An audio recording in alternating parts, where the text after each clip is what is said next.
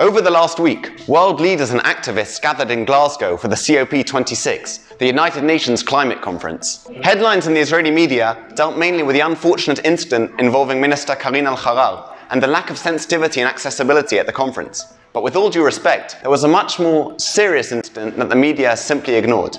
The Prime Minister of the Palestinian Authority, Mohammed al-Shatiya, stood in front of the world and delivered a speech full of anti-Semitic lies. إن إجراءات الاحتلال الإسرائيلي والاستيطان الهادفة لجرف الأرض واحتلال التلال واستنزاف مصادر المياه وجفاف عدد كبير منها. He accused Israel of polluting the environment of the state of Palestine. But the truth, of course, is the exact opposite. In areas under Palestinian jurisdiction, the environmental issue is like in third world countries.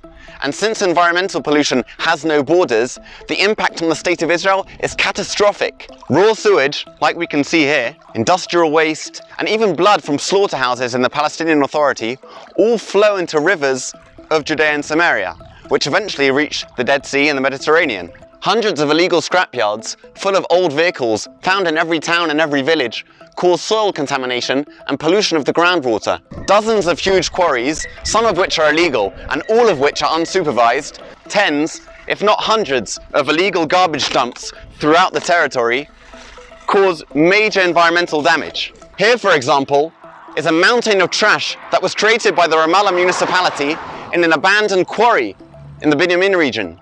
For almost a week, the garbage burned and the thick smoke even reached Jerusalem.